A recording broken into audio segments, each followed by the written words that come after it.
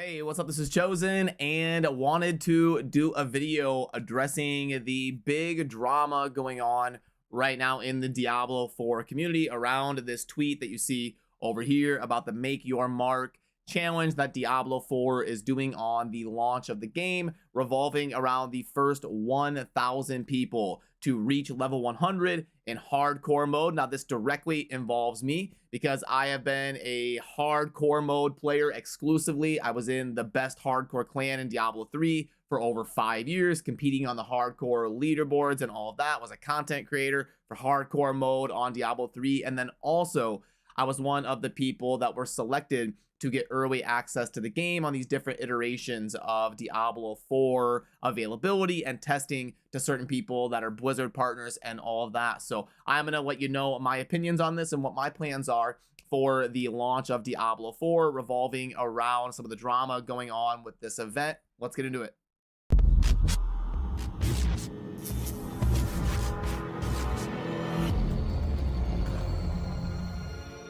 Alrighty, so first of all, this whole drama and how crazy this is blown up, this tells me one thing, and that is people need Diablo 4 to get released. Like, people are so antsy right now, so wound up like a spring, ready to play the game, that things are blowing up maybe a little bit out of proportion in terms of what a normal reaction would be to some things going on. That's just my take. I think if the game were out and people were able to be distracted by launching the game and playing and doing something that they're excited to do, that the blowback wouldn't be probably quite as crazy on the on this like first 1,000 challenge. But I do think there are some legitimate concerns, so I don't want to downplay it, and we're going to talk about those. Now, firstly, as far as certain people getting access to the game to try it out early, certain content creators getting an advantage over others because they get access to the game to plan content before other content creators, or they have an opportunity to practice and learn what the end game is going to look like before other people do, and all of that. I totally understand those concerns, and I've been on both sides of it, so I know how it feels. I'm super appreciative of Blizzard giving me the opportunity to dive in and try out the game, and I'm going to do everything I can to forward that to you. You'll always know everything I know. If I know tricks, if I know certain things that are game changing, I will always do a video about it here on the channel. And I've also done everything I can to respond to people's DMs and help them find people to play with. We're running like community clans in our Discord server. I leave my DMs publicly open. You can DM me right now on Discord, and I will do everything I can to help you. And if I have to spend 5 hours a day reaching out to people and helping them, I'll do it. So I'm doing everything I can to like pay tribute to having that opportunity, but I also understand completely what it's like to be on the outside looking in. So just over a year ago, Diablo Immortal was coming out, and me and our team and our whole friends group, we were super excited. We were investing a lot of money into building a website and building a team and building a Discord server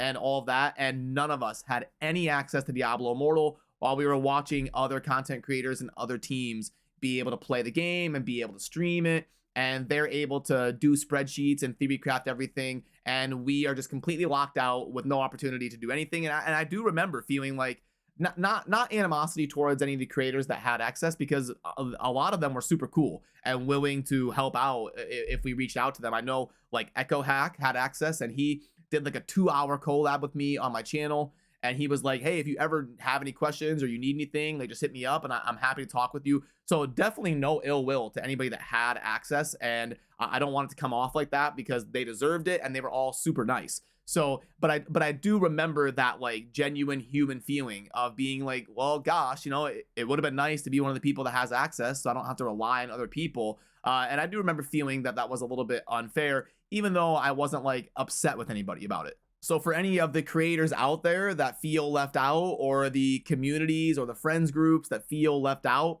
hey, I can sympathize with you, and I get it. You know, Blizzard, they want feedback, and they want people testing the game that are passionate about the game, and Blizzard has been great about listening to our feedback, Like when I'm getting an error, I'm talking with someone from Blizzard and they're like, hey, can you send me a screenshot of what happens? And you know, these things from people that are passionate about the game can catch things that maybe mercenary game testers wouldn't be able to catch because you're a lot more invested in it. So I understand kind of both points of view of Blizzard wanting to have dedicated, passionate people testing the game and giving them feedback. And I also understand the people being left out and being frustrated or feeling like it's unfair. But then as far as this actual event is concerned, and maybe some of the ways that I would have went about it, or maybe some of the things that are happening. So I've always been a hardcore player, but I'm actually going to be starting out on softcore for this preseason because, you know, this is my personal opinion. I know some people are going to disagree. Like I think Woody Joe disagrees, and there's all sorts of different perspectives in life.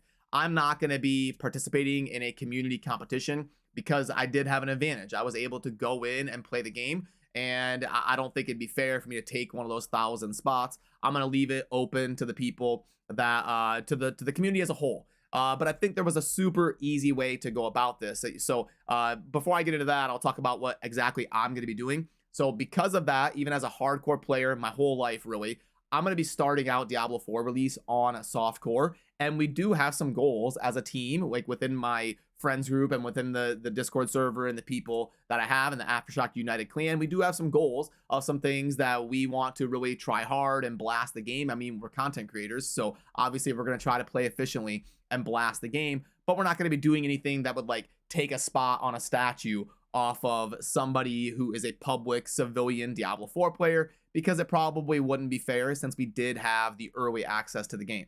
And then when seasons launch, like season 1, so the release of Diablo 4 is basically a preseason. And then when season 1 launches, we may switch over to hardcore, some of our main crew and me personally, because I've always played hardcore. So we'll see. We'll see how the preseason goes. We'll see how the launch goes. We'll see how I'm enjoying the try hard softcore experience. And then we'll consider that when the time comes, when season 1 is about to launch, on possibly running a hardcore clan and a softcore clan. And if we're going to make the switch over or not. But by then, this competition will be long gone, and the 1,000 of you that have made it onto being successful in this competition, that will already be finished.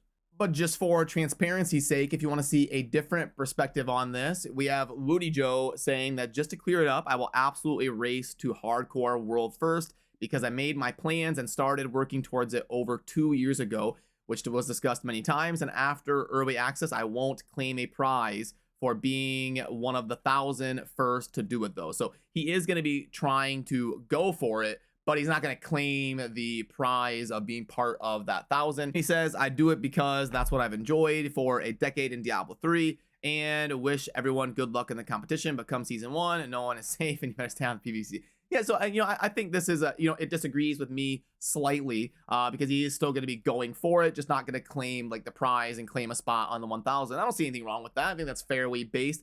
And you know what? Even if he did want to claim the prize, I wouldn't sit here and slam him for it. I mean, everyone's free to have their perspective on things and disagree or agree with me and go about their own path on their game and their content. So I think a perfectly normal take here from Woody Joe, but I just wanted to show you a different perspective because it's a little bit different than mine. So yeah, just because I was one of the people who kind of pertained to this drama, I wanted to be transparent with you and let you know what my plans are and where I stand on it as well. Going to be playing softcore, going to be grinding hard, trying to learn the game. And I do want to say before we end the video that I think this would have been an easy thing for Blizzard to do, right? They could have just waited to have this first 1,000 like race competition, whatever, as part of launching season 1. They could have said, hey, we plan on doing a competition, so we want you to spend the preseason launch party getting ready and learning the game. And then when we kick off season 1 in January,